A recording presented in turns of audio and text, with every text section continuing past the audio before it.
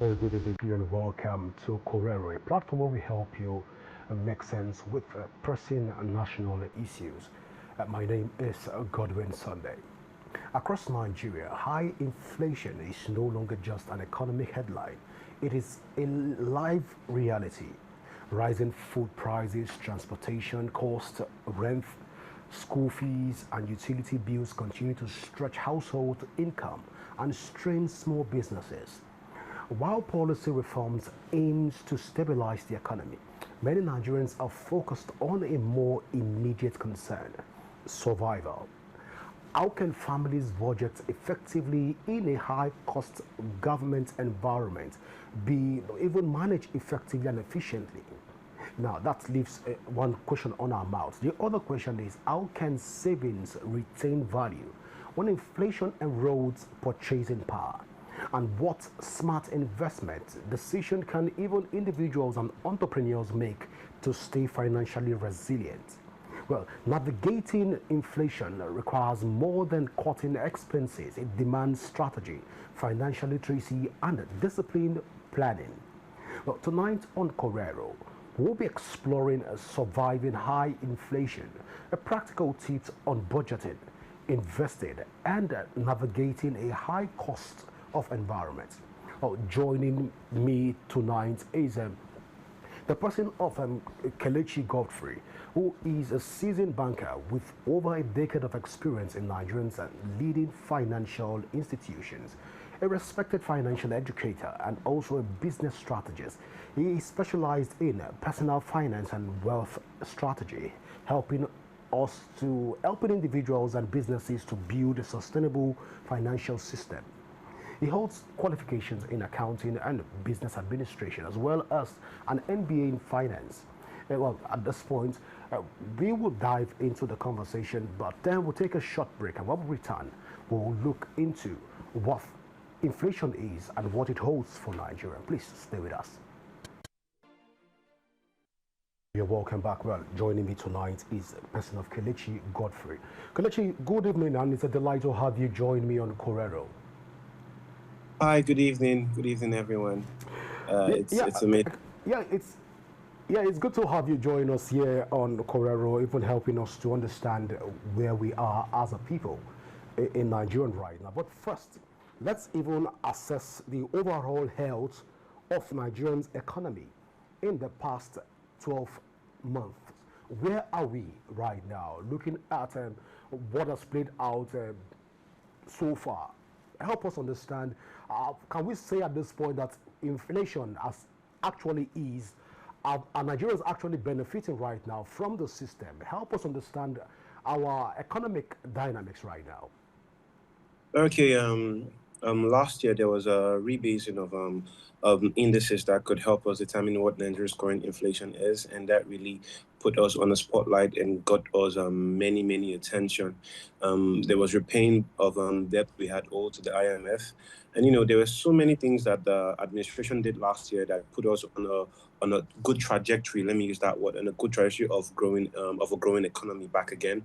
And when the IMF even had to post emerging economies once more, Nigeria had moved up some points. So basically, I would say that the economy is getting back to where it used to be. It is strengthening. It is strengthening. But the question is, at what pace? Inflation indices dropped within the week, and we saw that Nigeria is moving forward. Things are getting back to normal or normalizing. So we're on a good path. We're on a good path. The administration is doing their best so far to, put us in that economic green zone and have us, and have us and have FDIs, look at us as a very strategic nation that they can come and actually have investment opportunities in. Well, Kelechi, looking at where we are right now as a people, a lot of Nigerians are already celebrating, saying that inflation has dropped drastically, as based on what we've seen from the National Bureau of Statistics. But then, as an as a financial expert, do you agree even with what has been released by the National Bureau of Statistics when it has to do with the practicality of inflation across board? Okay, about that, I would have to agree with them basically because we know where we were before months ago. By year on year, if you're to pose the metrics side by side, you could see that there's a whole gap that has been closed up, and things are easing up gradually. And let's not forget that it's a pre-election year, so everyone in power would have to do things to have a good economy that is stabilized. I mean, these are points that would the opposition party will want to use, and the party in position in power would also want to use to actually combat. So there are going to be a whole lot of things we are even going to see navigating in this period. So many things will have to be cleared out, settled out, and a lot of things will be aired out, and Nigerians will say that things are actually becoming good. But on the side of the statistics are looking promising. They're looking good. So apparently our statistics are on a very good place right now. If you're to put it up on a scale, you can see that it's advancing progressively. Well, so Kelechi, right now you're telling me that the average Nigerian should go home sleeping, knowing fully well that our economy is the inflation is going down the drain, and things are working perfectly as they ought to be. Is that what you're telling the average Nigerian right now? That even Okay, ends less than 70,000 naira in a month. A Nigerian, there's no guarantee for him to even want to talk about investing his money, because first he has to survive. You're telling us that the statistic right now looks very good. okay. Here's a misconception I like to address. Every nation has inflation. Every nation would have inflation at one time or the other. Every nation has an inflation. The US has inflation. The UK has inflation. Whatever nation, China has inflation. The only problem now is what is the degree of inflation we have in the country. The primary aim is to bring it down to single digits. And we're at 15%, 15.0 something, or 15.5, which is still, we have a long way to go, but it's showing progress at the same time. So all I can say is, just be patient with the government. And that's the same thing everyone has been saying. We have been seeing them working. They are doing absolutely well. We are not where we are supposed to be, but where we are is not even a bad place at the same time. And addressing the need of the average Nigerian who earns below minimum wage, these are things that would happen. Nigeria is in a state where our multinational poverty level is at one of its highs. So these are even things that were there even before the current economic situation came abroad, before the minimum wage was moved from 30,000 naira to 70,000 naira. These are things we're actually facing. So, like I said, it's not all these things will not happen in one day. Rome wasn't built in a day. This job cannot be finished in a day. Even if it is finished in a day, there are still going to be some indices that will even need to be addressed as well. So, all I can say to the average Nigerian is just give it time. It's a whole lot of work, and these things are things that will ease off gradually. It won't happen in one day, but it will ease off gradually. So, in practical sense, you're saying right now that, if I understand it correctly, you're saying right now that the business environment has improved or is improving. But then, looking at all of this, let's even talk about the narratives that centers around what the average Nigerian earns right now. Looking at where you are taking this conversation from, as it stands right now, the exchange rate volatility. How much of a barrier is this even attracting direct foreign investments? Looking at where we are right now with the exchange rate volatility, are we advancing in that course? If we say yes, inflation is gradually easing off, are we actually, even in practical terms, enjoying some form of exchange rate volatility? Okay, so when it comes with the exchange rate volatility and things that concern the exchange rate, I always say this, right? Nigeria is we are moving away from a dollarized economy, basically, because most of the things we have to do, we have to import them and everything. If things were working as a par, I don't think we'll be having much dependence on exchange rates and the dollar and all of that. But with what has been happening so far, the CBN has been taking measures to make sure that the pressure on the dollar has been eased off. You could see how they some months back they declared more of a sanction around the BDC area, and they cleared out whatever nuisance that was happening there, and structured it permanently. These are things that are helping us to ease off the pressure on the dollar. And, you know, we have FDIs and FPIs coming in. These are things that are helping out. So I don't think the dollar, or I don't think the exchange rate should be something that even Nigerians should focus on. Because when you want to buy Gary in the markets, you don't buy it with the dollar. When you want to buy things in the market, you do not buy it with the dollar. So why is there heavy, serious attention on an average Nigerian on the dollar? You're not into manufacturing, you're not into production. So why are you concerned about the dollar? It's just mere greed and, you know, mere shenanigans to, you know, put some blame on someone. That's what I believe. Because when you look at it, it's the Naira never faltered for one day. Things are still the same the way they are. So whether the dollar goes up or goes down, why are Nigerians so agitated about it? Let us focus on making the Naira stronger. The China we talk about, China most times they value their currency so that they can, you know, get the dollar higher than them because they know what they gain from it. So if we can put our environment in order, these things are not even things that we should even be thinking about in the first place. All right. More kind of Nigeria, because it makes labor look somehow cheap and products down here looks cheap. It can even help improve our exports. These are the things we should not even focus about, not even the exchange rates. Well, interesting, Godfrey. But then, if we talk, you say we should not talk about exchange rates because we are not a dollarized economy. But then, you agree that things in the market are measured with the exchange rate. So, which brings us back to that conversation, which you are telling us not to even have right now.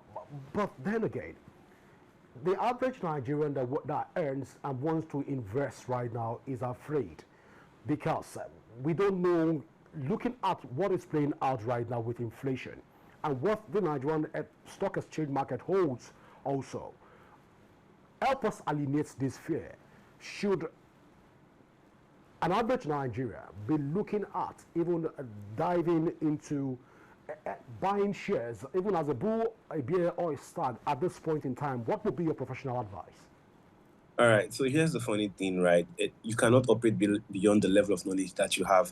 The financial literacy score in Nigeria is at a low side high, even though we have people in the space doing a whole lot of work. People like me, Financial Jennifer, a whole lot of us are doing a whole lot of work trying to address these concerns and eliminate any fears in it.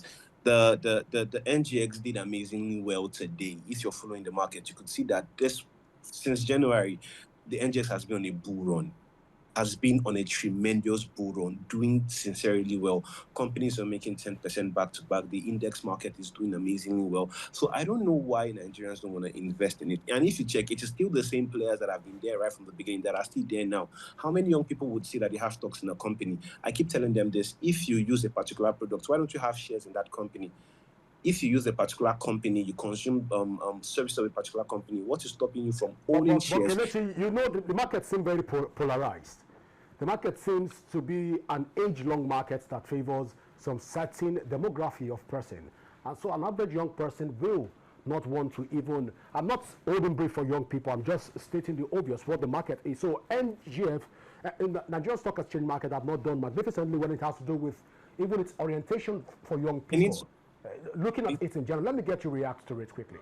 I need to correct you on that. All right, the NGX has this job in educating people back to back. It's just that what are Nigerians paying attention with the speculators in the market, with the speculators in the market that we have in the market right now, that are not doing, are not taking the message of even understanding financial times to the grassroots. You're saying NGX has done enough. The NGX has done enough. The question is, what do the people actually want? You cannot force down something on someone that is not even interested in the first place. If Nigerians decide to get interested in the NGX, you would see a turnaround. It's just like we talk about financial literacy. We keep going around trying to educate people on this back to back, all round. Most of us even spend our personal funds in doing this. We have nothing to gain. But we have the idea that if an average Nigerian plays in the stock market, we would see a definite change and a definite drive in the economy of this nation. It's just that the average Nigerian is not interested. They feel it is the job for the government. And if it boils down to the definition Abraham Lincoln gave, who is the government? The government is for the people, by the people, and of the people. So the government is you and I. So when we keep leaving every single thing to the government, even to play in the NGX, we see that there's a problem. What kind of information do Nigerians have about the NGX? They will tell you they don't know. But this information are actually online. They are actually on social media. They are everywhere for us to consume. The question is, what are Nigerians consuming?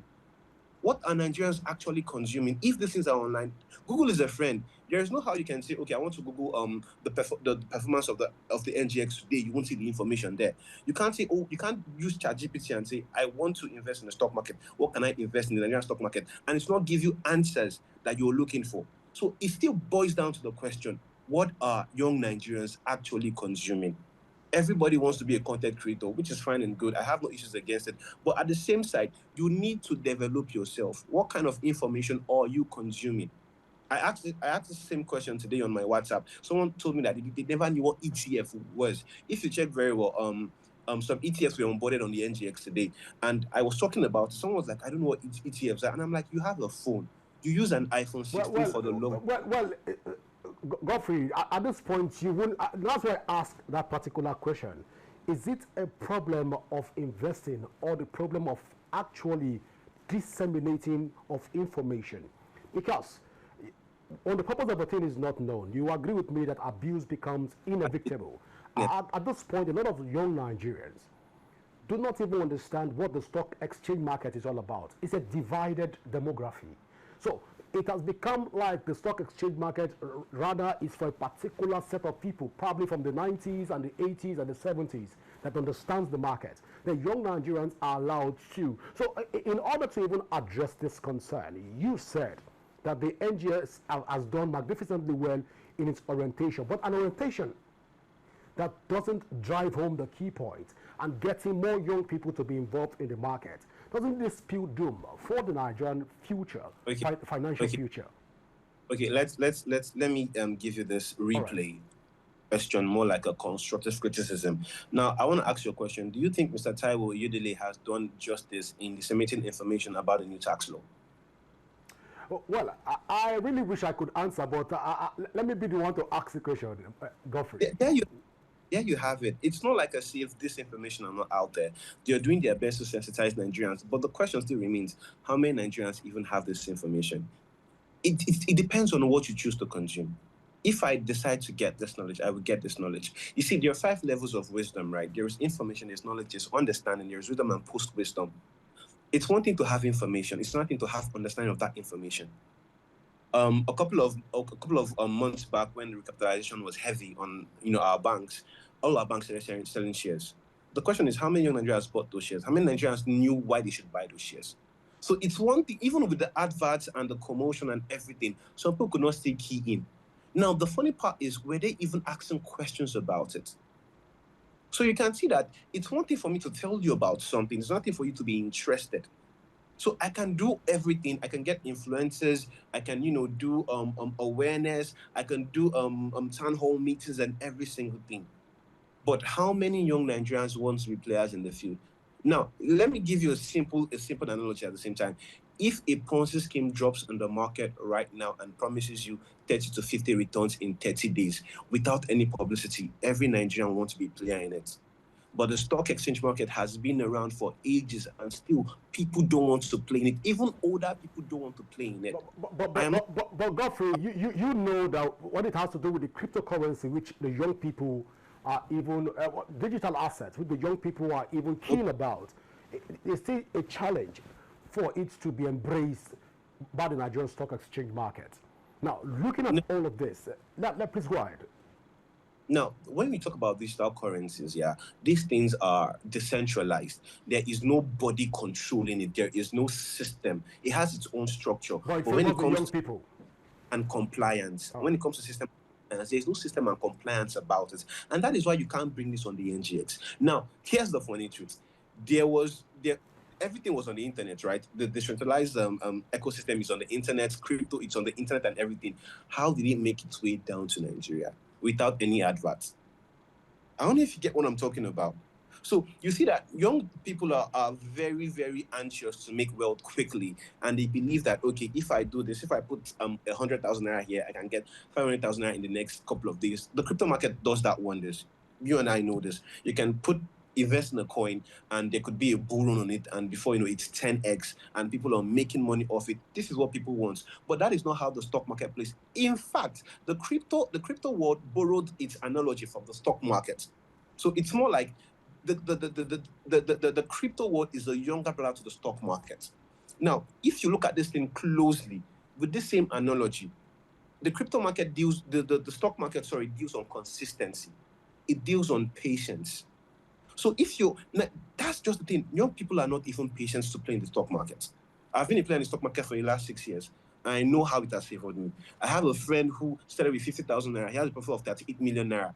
And he can tell that it was a 7-year journey for him. So these are the things that young Nigerians, they don't want to hear, okay, you have to be consistent or you have to spend this amount of time. Nobody wants to hear that. Now, we're talking about, okay, what about mutual funds? What about treasury bills? What about commercial papers? These are short-term investments. So why are they not still doing it? These are investments you can do in a year and get returns on. Your money is there. Your money is safe. Your principal is safe. Your returns are given to you. But why can't they still do it? So it's not a matter of we're not doing enough awareness. We're not giving enough information. The question is, what are Nigerians actually consuming? Now, let me give you back a constructive criticism. How many young Nigerians are actually watching this show right now? What are the ratings? You would see that people are not even interested. Everybody wants the latest gossip, the latest fashion news, the latest celebrity war. I mean, if it's not the big three, it's Ronaldo and Messi, who is far better. Can we have something different? Can the influencers start talking about the stock market? Can the people, I don't know how more I can address this, but it's just what the people want to consume. Well, Godfrey, I can see the passion in your eyes when you talk about the stock exchange market. If you have your way, you definitely flog some Nigerians, young Nigerians too, begin to patronize the market. You can see the passion coming from your eyes. But then let's move away from the stock exchange market and talk about budgeting and the inflation rate. Looking at the whole scenario playing out right now, a lot of Nigerians have complained that again, that the government and its monetary policy does not allow them to be able to plan effectively. I've not been able to even save up, talk less of even planning. That is, as it stands in the country, if you budget approximately 1 million naira and you take away 5,000 naira for the 1 million naira, it's as good as the whole cash is gone. But let's get you react. Is it a problem of budgeting based on the inflationary rate, or it is the problem of indiscipline by Nigerians? That is why Nigerians, majority of Nigerians are unable to save and invest. Let me give you this phrase. Nigerians, we don't have a money-making problem. We actually have a spending problem. Now, NPR and all our rates have nothing to do with your budget, right? Your budget is personal to you.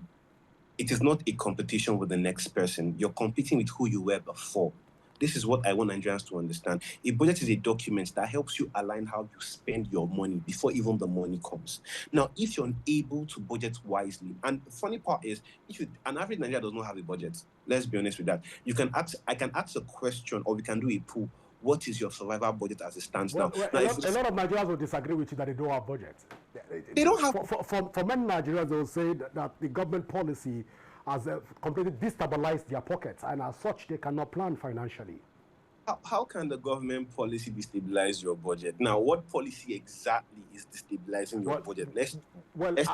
I don't know, but then this is some of the feedbacks that we've gotten so far from across board, saying the CBN monetary policy, then down to the inflationary rates that is not stable, coming from the last couple of years, 17.0% down to where we are right now, about 10.5%. That all of this destabilize Nigerian financially, and as such, they cannot save. Well, let's get you react to this as a professional. So, in response to that, you cannot make assumptions based on hearsay. You need data to make final assumptions. If you say the CBN policy has affected your pockets, you should outline what policy in particular is affecting you. You should outline what particular thing is making you not to be able to budget effectively and is killing the inflow in your pocket. Now, the CBN is one factor. We've not even talked about fiscal policy. I mean, we were all here together when the president said subsidy is gone.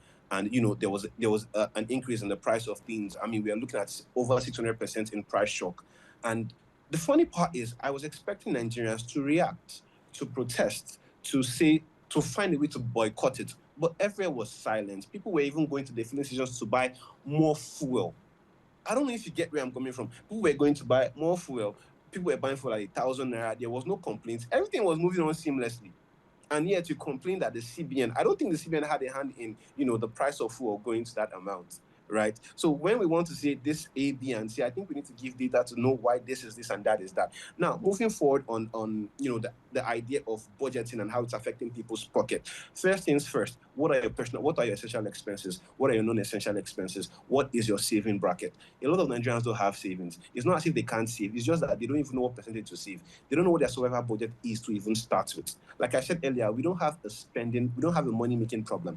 We have a spending problem in this country. I don't know if you've understood that whenever you talk about, pyramid schemes, Nigerians are eager to join on board. People that say they don't have money. Honestly. They don't have money, yet there are withdrawals going on in the bank day in, day out. Are these people you say they don't have money?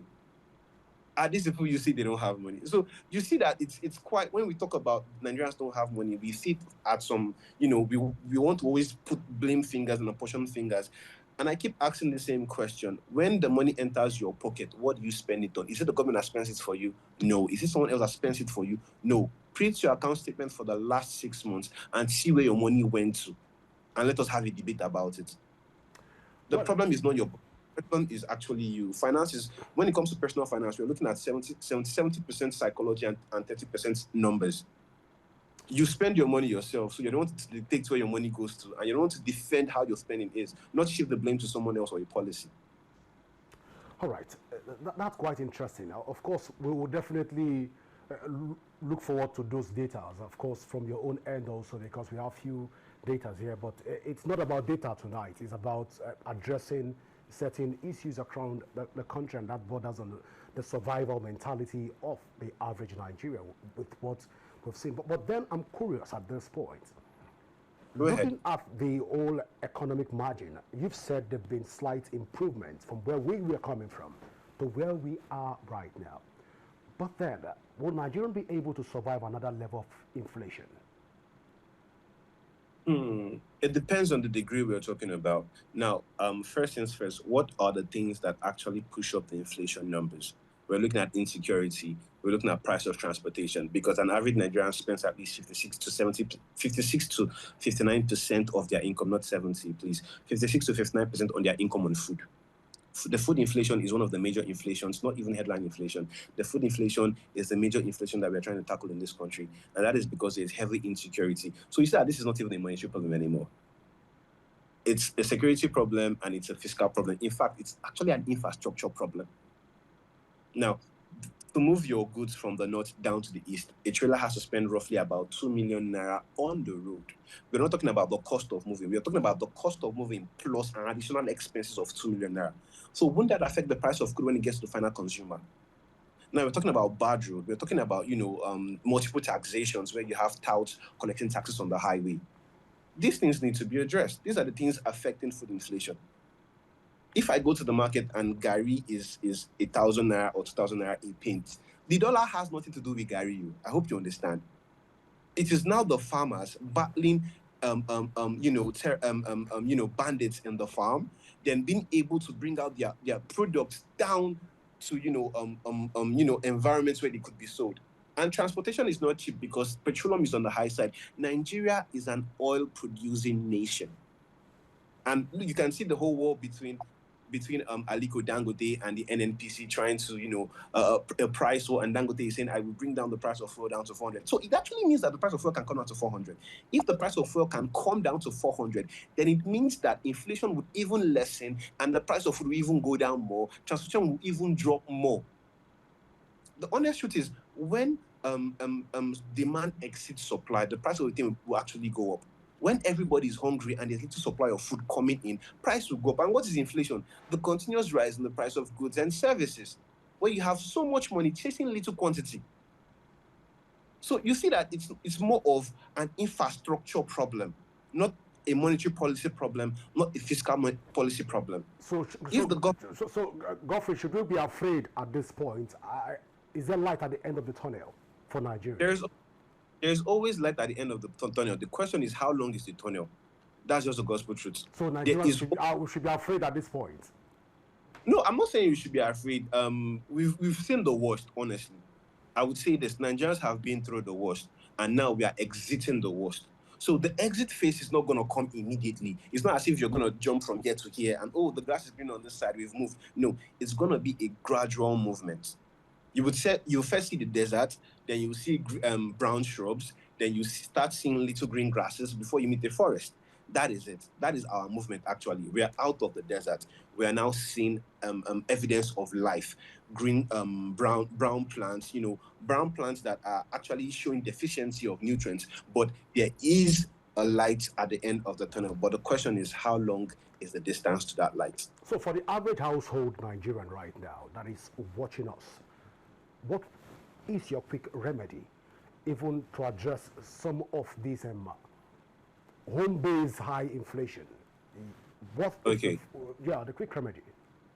Okay, so I don't think we have average Nigerians anymore. I think the middle class has been wiped out. It's either you have money or you don't have money. Now, so there's no middle class again. I would gladly say it with all my chest. There's no middle class in Nigeria. Right. There's no middle class. Yeah, it's now, it has been eroded completely. It's either you have money or you don't have money. Now, before, in the olden days, the middle class, I mean, if you have in the middle class a house, 2 cars, you're able to travel at will, you're able to book a flight whenever you feel the need to, you can travel out of the country and come back, you can actually have fun. But right now, before you actually do that, you have to go through a series of planning and a series of saving and a targets to get there. So, and you know that there has been a mass exodus because of the whole Japa syndrome. So the middle class that we actually had, majority of them have exited the nation, a large majority of them. So at this point, there's no middle class anymore. It's either you have money or you don't have money. Now, if you have money, you're fine, you're safe, you're good. If you don't have money, here's what you should do. You need to know what your survival budget is and stick to it. For example, you know how everyone wants to be all right, everyone wants to be among the inability to say no. You have to start saying no to some things. Impulse buying, in-small expenditure that have nothing to do with you becoming better. You have to walk away from those. You don't have money, but yet you're always in the club trying to hang out. You're always trying to buy drinks for the friends and the family. You're trying to buy a should be of 200,000 when you say you don't have money. Come on, why are you giving yourself unnecessary stress and pressure? These are the things we need to talk about. Focus on the main essential things: your house rents, your feeding, education, healthcare. These are priorities. Focus on your priorities. Maslow hierarchy of needs and wants is always there. The main thing Nigerians should prioritize is security. To have a roof over my head, I have food in the kitchen to eat, I have basic education, I can, get 1 or 2 certifications around here and there to improve my income. And that's just it.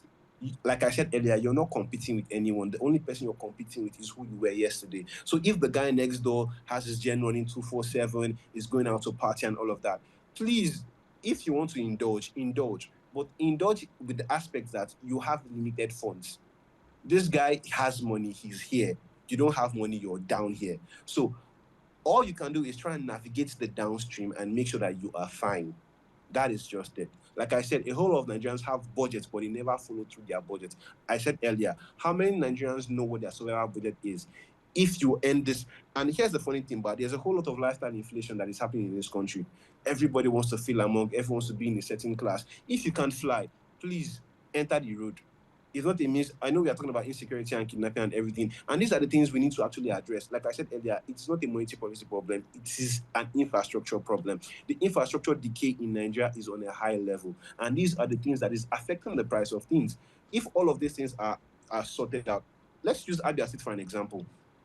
The level of infrastructure development going on in Abia State has shown that it is possible. It can be done. Alex Oti has revamped Abia State to an all-time high. Let me use that word. An all-time high. Godfrey, I think at this point we have to send you a voucher for free advertisement for governor of Abia State. I think you're holding big for the governor right now about infrastructural development. No, it's fine. At the end of the show, we'll definitely send you the voucher for the invoice and all of that. But then, just before I let you go, because I've been signaling out that it's time for us to go. Yes. The average young Nigerian right now watching us really desire to get involved in the stock exchange market. But then it tends to be that the market is even divided against itself. That is, you find brokers, authorized dealers, and your jobbers largely outside their demography. and as such, they speak above their head. Can we mitigate all of this in order to help young people even understand what can young people begin to do and practical steps that they can even carry out right now to get involved in the Nigerian stock exchange market? Okay. Like I said before, if I'm trying to remember this quote I made. You cannot perform beyond the level of knowledge that you have, right? Now, first things first, they should try and start getting information about the stock market. What Even is if the you stock don't, market? even if you don't have a broker around you, the CSCS account is not You common too. now You here's don't the have, thing. the market is structured in such a way that you need a Yes, broker to even get into the market. And for most Nigerian young persons, do not even have access to brokers. In such a scenario, how do we mitigate these gaps? and that is what I'm still trying to All explain right, to please go you. You ahead. on the level of information knowledge that you have. Now, if you want to open a bank account, you don't necessarily need to go to a bank anymore. You can just download the app, the bank app, fill in or do your KYC recommendations, answer the KYC questions, upload what you're asked to upload, and voila, at the comfort of your home, you have gotten a bank account. The NGX has evolved in such way as well. Brokers have evolved in such ways as well. There are apps, brokers even operate now with applications. For example, Chapel Hill Denham has Invest Niger. With Invest Niger, you can actually invest in the stock market without even meeting your broker. You can buy stocks and do whatever you want, be a player in the stock market without even leaving the comfort of your home. Bamboo is there, Cowrywise is there, Yocha. These are applications where in the comfort of your home, just download them, do your KYC recommendations, fill up what you're asked to fill up, upload them. They will help you get the CHN number, they will help you get the CHN. Well, I wish we can. We just lost some Kelechi Godfrey at that point. Kelechi, if you can hear me at this point, let's even get you wrap up with this conversation with us.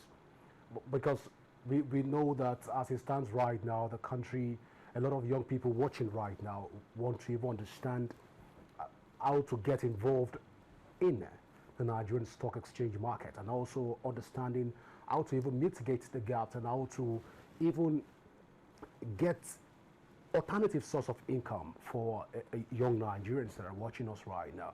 So we're trying to see if we can get Kelechi back to talk to us. But at this point, Kelechi, let's take this conversation to be the part one of this conversation, because it's just getting interesting, especially looking at where we are as a country and where we are going to, and how do we help young Nigerians to be able to also appreciate what we have in the country outside the creative industry, and begin to look at other sector that can help us to budget well, that can help us to invest properly, and that can help us to even navigate in a high cost environment. Wherever we find ourselves, we can live right and live well. Well, it's like I said before, it's part one of the conversation. Well, viewer, this is how far we can go tonight on Corero. Do not forget that you can download the Rapid TV app from your Android and iOS devices to keep track of our broadcast. And you can also download the Rapid TV app from various stores. You can follow us and leave a comment also on our various social media handle currently showing on your screen. My name is Godwin Sunday. Always remember that peace and unity are the pathways to progress. Do enjoy the rest of your night rest. Bye for now.